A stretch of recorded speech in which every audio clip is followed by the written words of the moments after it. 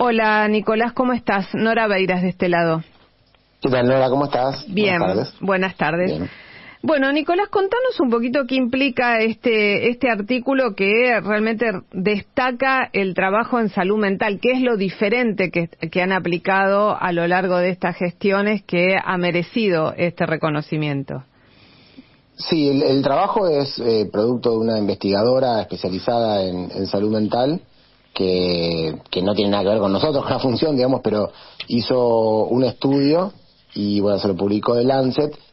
Lo que llama la atención también el Lancet es que es un artículo muy reciente que va en contramano de lo que está sucediendo a nivel nacional, porque se menciona el desmantelamiento de las políticas de salud mental que tienen que ver con un aumento en la oferta. Hay un tema muy importante que está sucediendo en salud mental en todo el mundo, es que hay una enorme aumento de la demanda, ¿no?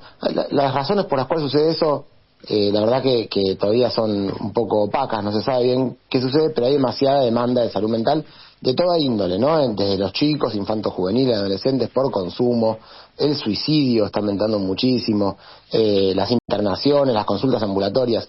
Entonces, esto se incrementó después de la pandemia, básicamente. Sí, mira, venía aumentando desde antes. Y después de la pandemia también aumentó. Yo soy bastante reacio a pensar que la pandemia generó esto, pero sin dudas es un elemento más en una época donde suceden estas cosas. Yo creo que la salud mental es algo bien multisectorial y multideterminado, y también, por ejemplo, que tengamos ya casi 10 años de una incertidumbre económico y política, con malestar laboral, con destrucción de lazos sociales, también me parece que impacta. Pero tampoco es un problema que es solo argentino, ¿no? En Argentina importa mucho, pero es un problema global.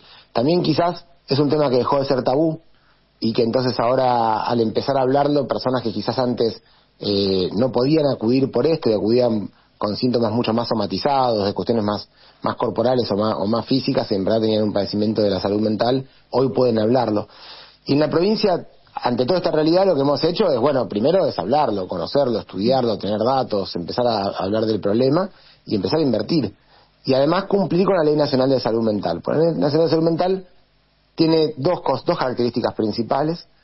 Una es una ley de derechos humanos, que intenta cortar con la violación de los derechos humanos que significan los encierros compulsivos de las personas en los hospitales neuropsiquiátricos, que habitualmente son personas pobres que tuvieron algún episodio de salud mental en el momento de su vida y luego quedaron eternamente presas, digamos, en un lugar donde por ahí pasan 40, 50 años y que nunca nadie se ocupó de sacarlos.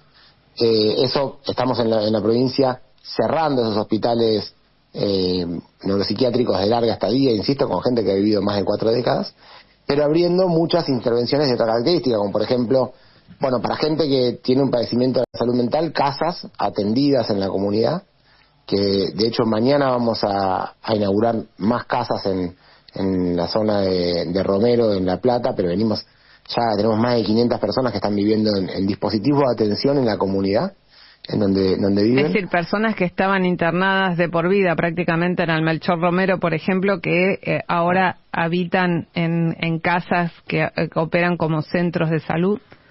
Sí, totalmente. Hay varios documentales. Yo recomiendo uno que hicimos llamado El porvenir de la vida en común, pero ahí se puede ver palmariamente lo que significa una persona que puede estar 20, 30 años viviendo en un lugar donde, por ejemplo, nunca pudo comer un poco de carne porque se la dan cortada para que no tenga un cuchillo en su mano, o nunca pudo ver un espejo porque siempre hay un mito de que con el espejo podrían hacer un arma. Entonces, una persona que envejeció sin verse.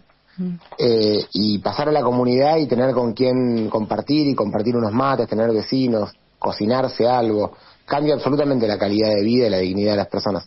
Bueno, eso tenemos en casas que son así, algunas son propias, algunas son alquiladas, con equipos de salud que acompañan, pero también hemos hecho en todos los hospitales generales guardias e internación, porque si hay por supuesto una crisis hay que internar, y ahora estamos trabajando muy fuertemente, y también se inaugura mañana uno, centros comunitarios de salud mental. Son lugares donde se trabaja intervenciones intermedias, no de internación, pero donde se puede hacer una especie de, antes se decía hospital de día esto, por ejemplo, donde uno puede hacer actividades comunitarias, pasar varias horas, y que no es algo simple como un tratamiento ambulatorio, un consultorio, sino algo un poco más complejo, pero sin necesidad de internación. Así que eso, con mucha inversión, hace más de 75 años que no se construía obra pública específica para salud mental en el país, en la provincia de Buenos Aires, y estamos haciendo estos centros comunitarios de salud mental en muchas localidades, porque básicamente es esto, ¿no? Es garantizar lo que sea como un derecho.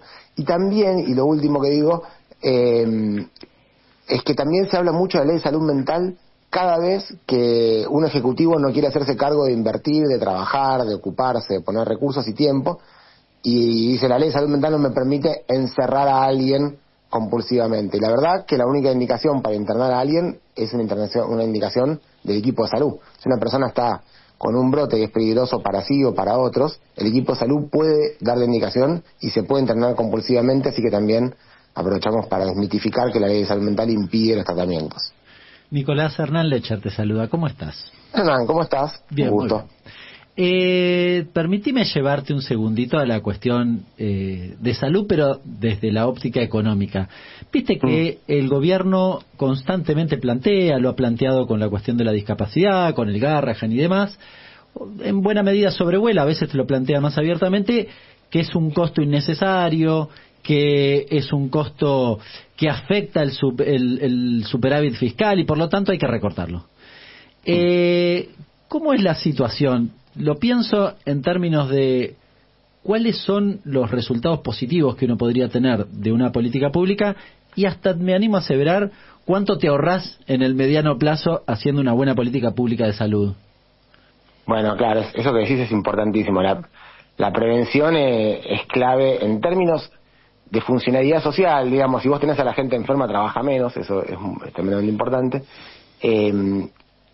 Pero además, si uno invierte en momentos precoces, digamos, de los padecimientos, ahorra lo que cuesta después la internación, las terapias más complejas. Este gobierno desmanteló muchísimas políticas en salud mental y en general en salud. En salud mental, sacar los medicamentos, por ejemplo, ni siquiera llega a empezar a devolver todo lo que nos ha sacado este gobierno nacional a nosotros. Muchísimas gracias, Nicolás Kreplak, ministro de Salud de la provincia de Buenos Aires. Por favor, ustedes, un abrazo grande.